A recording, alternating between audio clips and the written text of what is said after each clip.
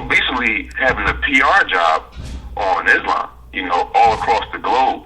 And then when you hear the Muslims that don't agree with it, they not necessarily like aggressively attack the radicals. Mm-hmm. I think they more so aggressively attack the people that are believing the radicals.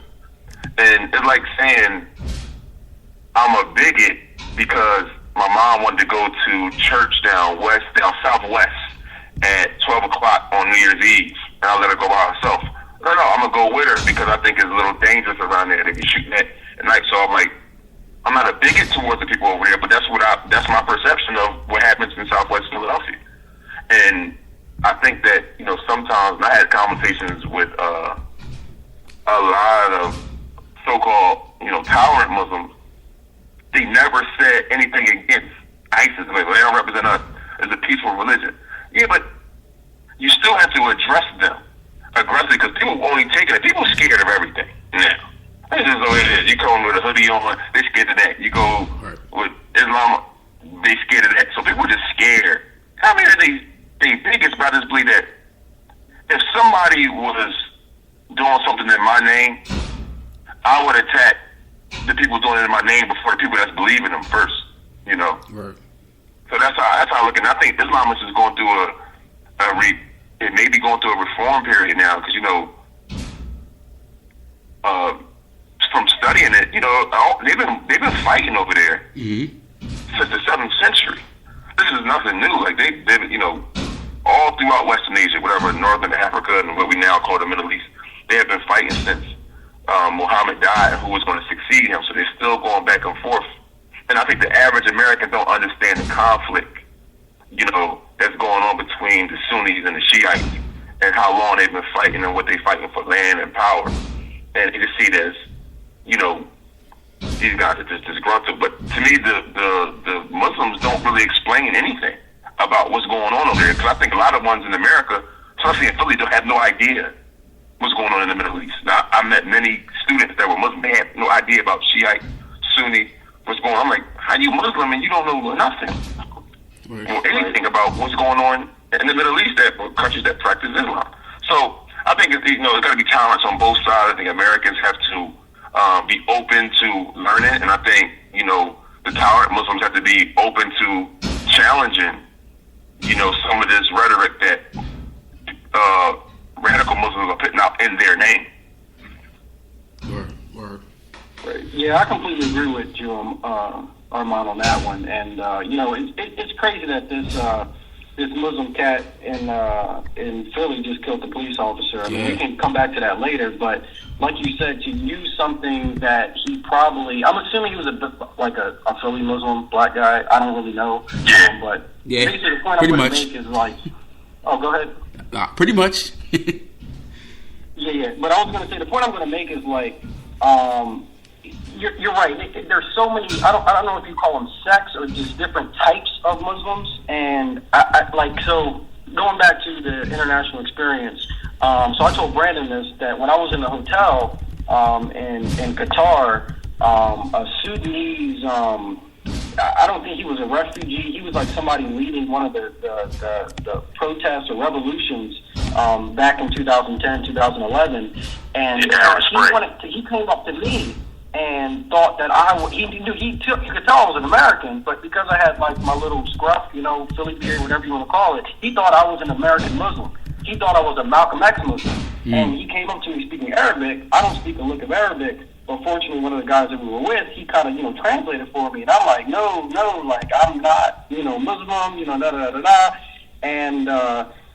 and he wanted to talk to me. So that already tells me that there is a huge disconnect between Islam in this country versus Islam in the Middle East. Right. And especially coming from Philly, we get a unique perspective where this religion is almost a style of our city when it comes to, Philly beards, Muslim beards, just the capris, the long white T-shirts. It's like a style, you know? Yeah. And it's like, I don't know if these cats, I apologize if I'm being offensive, but I don't even know if a lot of these cats know what they believe, and how closely do those philosophies line up with what's going on in the Middle East with the Shiites and Sunni turmoil. So Yeah, man. I think you hit it right on the nail. You have a division of folks that really don't know truly what the center of their belief is, and you have another group of folks who are kind of just scared of everything, right? So if it's not what they've been told to believe when they were growing up, they just run the other way. And I think the other percentage are maybe folks who are a little more open-minded to learning, customs and how to attribute that to their life. You know what I mean? But go ahead, Armand. But the urban Philly Muslim is and they're kind of irrelevant from the global Muslim. I mean, they may try to make the connection, but usually it's kind of irrelevant. When I ran for office, I spoke to a lot of people, but I just felt like the people they had no idea what was going on from a religious perspective across the globe, and they were Muslim. And, it was I'm studying it through me being in college and me running for office. So I had to be abreast, and I'm interested in the region. That's why I traveled there on my own. But I just think there's a huge disconnect. So I'm not even going to spend no time on people in Philly. Yeah. That's Muslims. I'm gonna speak it because I know people personally that have had completely no idea why they're Muslim. They just followed it. They just took their job because it was the thing to do. Now I don't know what's in their heart or what's in their soul. Maybe they really had a connection, but I'm just going off of their everyday life. That you can't be really focused on that really. So I don't know. I don't really care about discussing them. But speaking from a global perspective, it made me, when I was in the Middle East, it made me appreciate American values a little more, though. Because when I was speaking to people, they was like, don't say this here. Don't say this here. Don't say this here. Get back to your country, say it. And they was so afraid to be critical and talk about stuff without being caught because you could be punished for that. And I'm thinking, in America, it'd be kind of good. You can agree with Obama aggressively. You could disagree with him. You could disagree with the laws.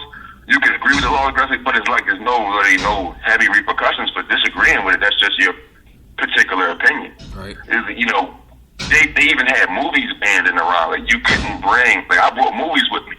I didn't know they were illegal. So I brought movies in my bag. It was in my luggage. But it was The Hills Have Eyes. Wow.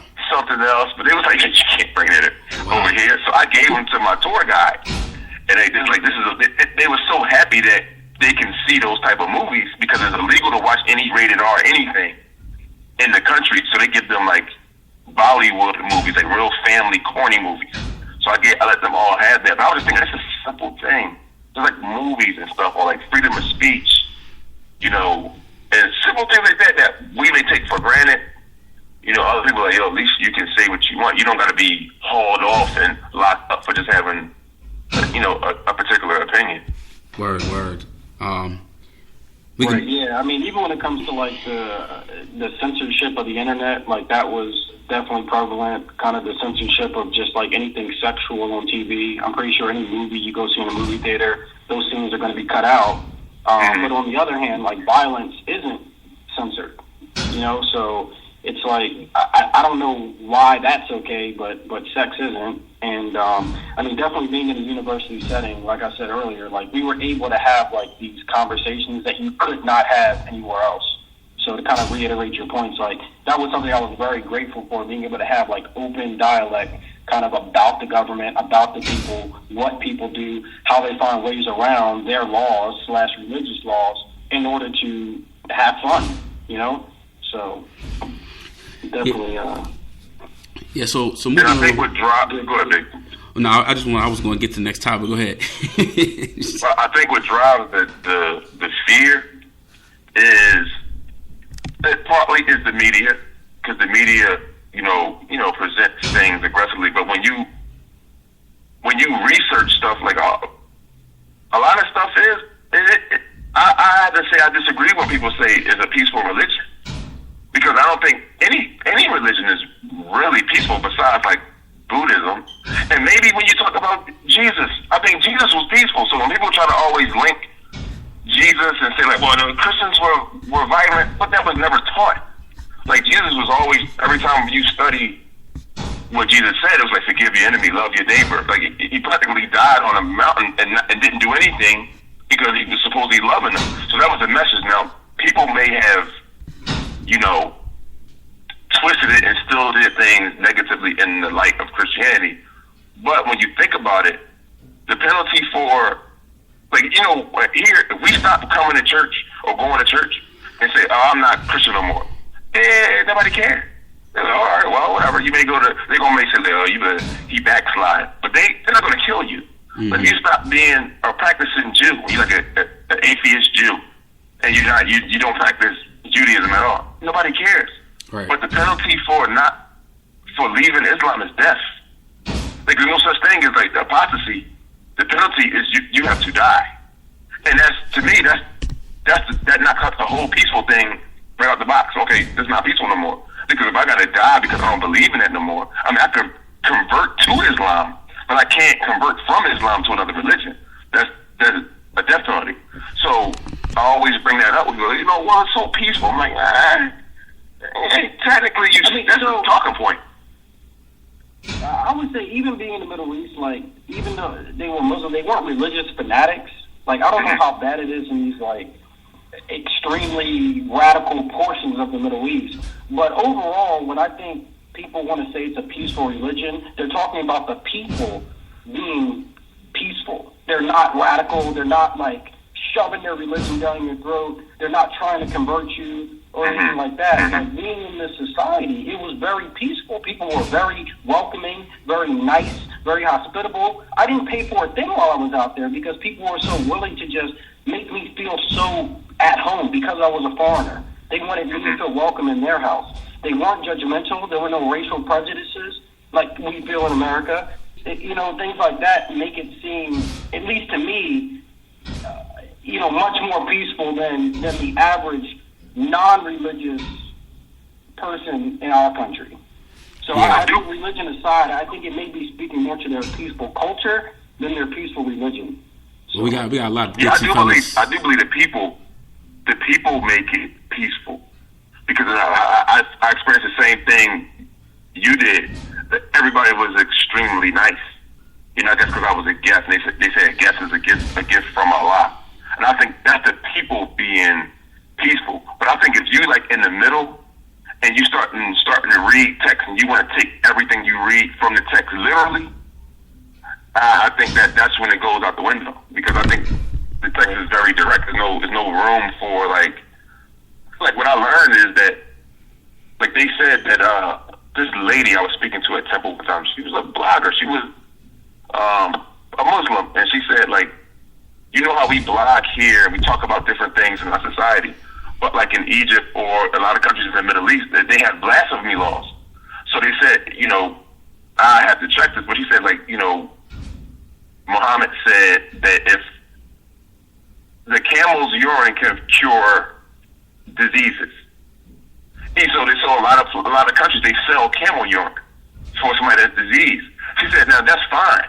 If you believe that, that's just your business. So, like, but we cannot ever criticize that. It's like, America, you can criticize, oh, please. So, but it's a blasphemy law. They will lock you up and you could be killed for just writing a blog about, like, I mean, they got to get over this craziness. And you say anything that's remotely degrading to what they believe, it's like this severe punishment. And that's why I think we have to look at it from a, you know, reform point of view. And I think a lot of the Muslims in America are kind of reformed. They can go home and be very religious, but they can adjust to society and not, like, you know, be so pious in society. And I think in the Middle East, I think it's a part of their home life and society also, which makes it difficult to, like, kind of be a human being, because you got to follow such strict law. You know, it's probably tough, and you probably got to hold in some of your, you know, it's like, you know, we're human. We get urges for different things. And it's just part of your human experience. And I think it's like, it's kind of tough to put that burden on people, you know? Yeah, we got. I definitely agree with you. You know, if you're living your entire life like that, I mean, it's definitely going to be rough. I know coming from